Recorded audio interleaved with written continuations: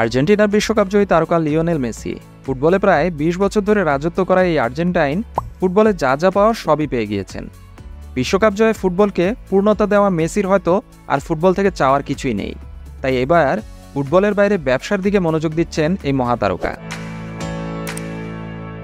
ফুটবলের বাইরে ইতিমধ্যেই বেশ কিছু ব্যবসার সঙ্গে সম্পৃক্ত আছেন ৮ বারের ব্যালন ডি'অর জয়ী এই সুপারস্টার, যার মধ্যে রয়েছে হাইড্রেশন পানীয় তৈরির ব্যবসাও। মেসির নিজের ভাষ্য মতেই তিনি যে পানীয়টি বাজারজাত করতে যাচ্ছেন তা পানীয়র বাজারকে পুরোপুরি বদলে দিবে। মেসি ভক্তরাও অধীর আগ্রহে অপেক্ষা করছে পানীয়টির জন্য। তাদেরও জানার আগ্রহ কবে থেকে পানীয়টি তারা বাজারে পাবে। লিওনেল মেসি ও বিখ্যাত পানীয় প্রস্তুতকারী প্রতিষ্ঠান মার্ক অ্যান্থনি ব্র্যান্ডস এই পানীয়টি বাজারে আনছে। নিজের সামাজিক মাধ্যমে সর্বপ্রথম এই সম্পর্কিত ঘোষণা দেন লিওনেল মেসি। মেসির এই পানীয়টি বাজারের অন্যান্য পানীয় থেকে আলাদা এবং সম্পূর্ণভাবে নন অ্যালকোহলিক হতে যাচ্ছে। মেসি নিজের ইনস্টাগ্রাম অ্যাকাউন্ট থেকে তার আসন্ন এই হাইড্রেশন ড্রিঙ্কস সম্পর্কে তথ্য দেন। তিনি জানান, সর্বপ্রথম মার্কিন যুক্তরাষ্ট্র ও কানাডাতে ড্রিঙ্কসটি জুনের 14 তারিখ থেকে পাওয়া যাবে।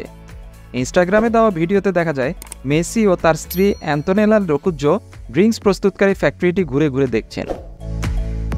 ফোর্বসের মতে মেসির বর্তমান আর্থিক ভ্যালু প্রায় $600 মিলিয়ন মতো। অ্যাডিডাস, পেপসিকো ইত্যাদি প্রতিষ্ঠান থেকেও মোটা অঙ্কের টাকা পান বিশ্বের সেরা এই ফুটবলার। আগামী জুনে মেসির নন অ্যালকোহলিক হাইড্রেশন ড্রিঙ্ক বাজারে আসলেও পানীয়টির নাম কিন্তু এখনও ঠিক করা হয়নি।